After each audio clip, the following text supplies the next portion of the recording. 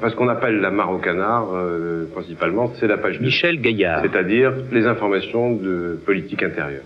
Je crois quand même qu'il y a une ligne qui est restée toujours la même. Hein. C'est de l'information, peut-être le style a un petit peu changé. Le point de départ est le même, exactement. Hein. Le débourrage de crâne, raconter quels sont dessous des cartes politiques, c'est resté toujours identique. À travers des anecdotes, on essaie de relater la vraie politique. Le vrai pouvoir, où est-il, qu'est-ce qu'il fait, comment il s'exerce.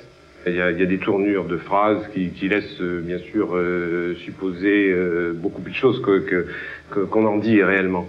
Mais maintenant, bon, je crois qu'il faut être initié un peu pour lire Le Canard, hein, cette page 2 qui est très politique, politique intérieure. On dit un peu politicienne, c'est vrai, mais bon, d'une part, on essaie de faire une information, disons, qui est très sérieuse, et d'autre part, on essaie de la narrer de la manière la plus agréable, pittoresque possible, la plus piquante. Et puis sérieux, mais aussi de ne pas se prendre trop au sérieux. Il y a de l'abus, disait le Huron, quand l'individu n'était pas respecté par la société. Aujourd'hui, c'est Patrice Vautier qui dénonce les couacs de l'administration vis-à-vis des citoyens. Au quoi, je crois qu'on a monté ça il y a 2 ans. Il est arrivé une chose très drôle il n'y a pas très longtemps, d'une dame expliquant qu'elle avait été agressée sur son palier, que son agresseur avait dérobé sa clé, était rentré dans l'appartement, lui avait volé un bijou, et la compagnie d'assurance lui disait « On ne peut pas vous dédommager parce qu'il est entré sans infraction. Et d'autre part, vous n'avez pas été assassiné, donc l'agression c'est rien. » J'ai fait un papier là-dessus, et j'ai reçu dans les 3 jours une lettre de la dame disant « C'est curieux, j'achète Le Canard le mercredi matin, je l'ai acheté à 10h, et à 3h j'ai reçu un coup de fil de l'assurance. Et le monsieur me disait, bah justement, j'ai votre dossier devant moi, tout est réglé. Et elle m'envoyait la photocopie d'un chèque de 7000 francs qu'elle avait reçu, mais alors immédiatement. Ça fait plaisir.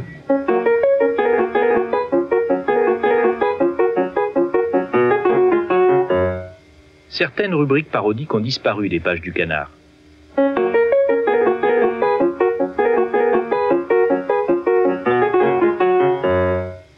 La plupart des rubriques culturelles se sont maintenues. Elles ont seulement changé de titre, de style et de titulaire. Eric Antal est le personnage qui grimpe au journal en ce moment.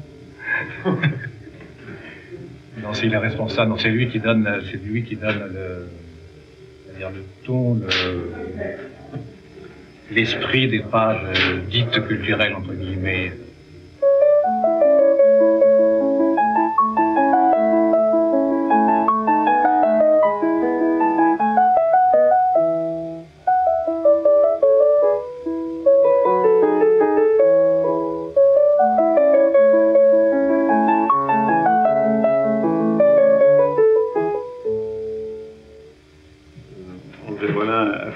Casquettes et même plusieurs chapeaux. Et il est parfois un vengeur masqué.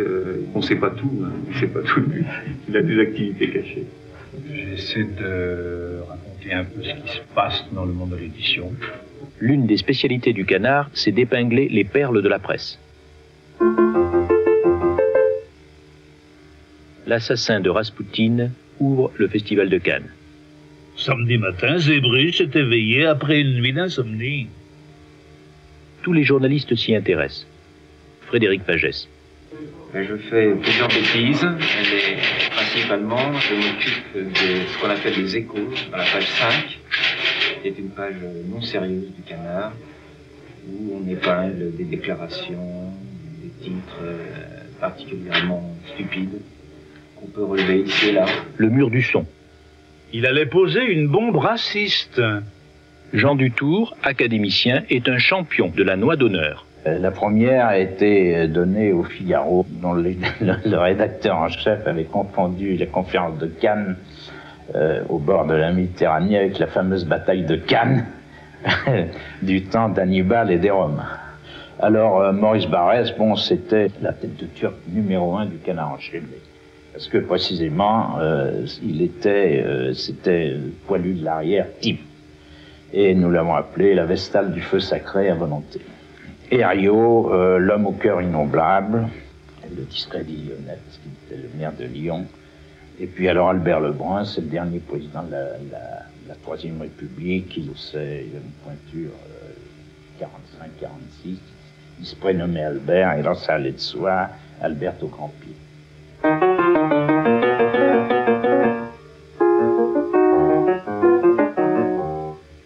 Tout le monde connaît le petit jeu de société qui consiste à aller de 7 à Lyon en ne changeant qu'une seule lettre à la fois. On peut faire le même petit jeu avec des sons. C'est-à-dire qu'on peut partir du mot site et en changeant la voyelle, c'est-à-dire le son I en son E, on arrive à la ville de 7. Mais aussi, on peut éventuellement changer la consonne initiale, transformer le S en B et arriver ainsi à un mot que, évidemment, la décence m'interdit de prononcer. Le mot origine, c'est site et bête. Le mot réponse, le couple réponse, c'est 7 et, évidemment, je m'arrête là. Alors, pour qu'on ait une contrepétrie, ben, simplement, on a fait une substitution de phonèmes. Alors, on peut imaginer, pour avoir la contrepétrie complète, on peut imaginer que, par exemple, Blanche-Neige, c'est les 7 nains. 7, c'est homonyme de la ville de 7. En contrepé, c'est le son qui compte. Et on peut dire que, eh bien, Blanche-Neige en a assez de ces bêtes sites. Ici, donc, il y a le carré de tout à l'heure. On le complète. Quitte, dite, fit, gite. Ici, j'appelle ça l'axe sur lequel on porte tous les mots qui ont le même son à la consonne initiale près. Alors, le mot que je ne dirai toujours pas, quitte, dite, fit, gite. Et ensuite, eh bien, l'idée vient de mener un deuxième axe de coordonnées, définissant ainsi un plan, tous les géomètres le savent, et on aura bat, bête, le mot en question, botte, but, le bout pour les marins, éventuellement. Et ensuite, eh bien, c'est un peu plat le plan, hein, à nous les grands espaces. Là, on voit tout à fait la grande architecture de ce noble art. On s'aperçoit que si on fait la mosaïque des mots, on va retrouver des mots tabous. Et qu'est-ce qu'on va obtenir? On va obtenir un cube à 27 cubes élémentaires qui est plus connu sous le nom de Rubikube. Et ensuite, on va pouvoir faire tourner le Rubikube pour ramener des mots les uns près des autres pour que les contrecarrés intéressants soient mis en évidence. Je voudrais simplement terminer Joël Martin. Sur une note un peu plus biologique. Alors ça, c'est la tension artérielle du contrapétiste. On remarque qu'il y a une première saute de tension au moment de l'audition. La contrepétrie, là, paf, on se mobilise, il y a une petite... Et puis alors, au moment de la compréhension, on rigole tellement qu'il y a une saute de tension épouvantable. Alors, on a mesuré ça sur 4 sujets. Alors, bon, ben, un sujet un peu hypertendu, c'est la courbe A. La courbe B, quelqu'un d'un peu plus hypotendu, un peu mollasson. Alors là, ça réagit pas beaucoup. Il y a quand même un petit pic au moment de l'audition. Alors, la 4e courbe, c'est celle du Belge. Alors ça, c'est tout à fait dégoûtant. Les Belges, ils ont un quotient intellectuel supérieur au nôtre, mais enfin, c'est de tradition, hein. Le pic de la compréhension, il n'existe pas. Et alors, le 4e pic, il y a la compréhension, mais il n'y a pas l'audition, c'est donc évidemment la courbe du sourd. Il y a toute une tradition de jeux de mots, de calembours. Il y a eu des grands spécialistes, il y a eu Bréfort, Janson, et plus près de nous, Jean-Paul Grousset, qui est le roi du calembour, et de l'anagramme d'ailleurs. Et il n'y a pas un canard sans calembour, de même qu'il n'y a pas un canard sans contrepétrie. C'est Yvan Audouard qui a introduit une rubrique régulière de contrepétrie, et il se trouve qu'il connaissait une comtesse irlandaise qui s'appelait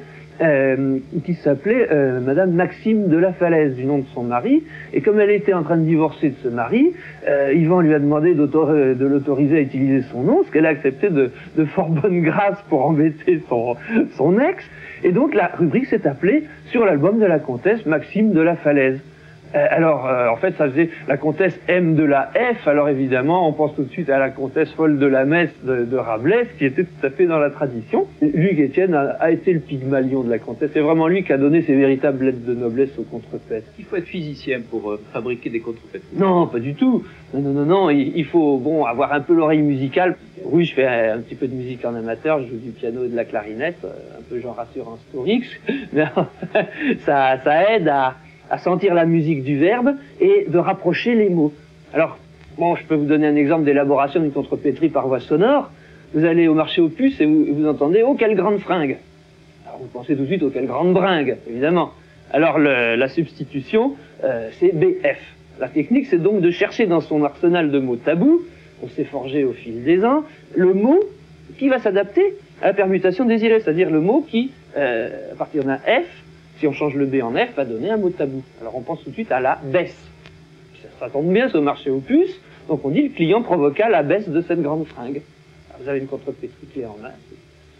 La petite correspondance, elle est destinée à un seul personnage.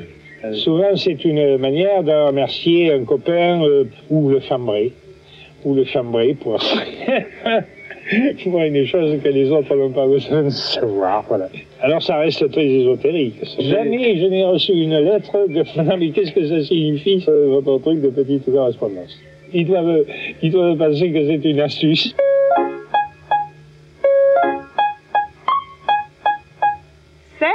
Horizontalement en 3 lettres, peut effectuer des travaux de plomberie. D-S-T. Non seulement je m'occupe des mots croisés, mais c'est moi qui fabrique les grilles du canard. On m'appelle Aristocrate dans cette occasion-là. Mais c'est peut-être un secret que vous êtes en train de révéler indûment.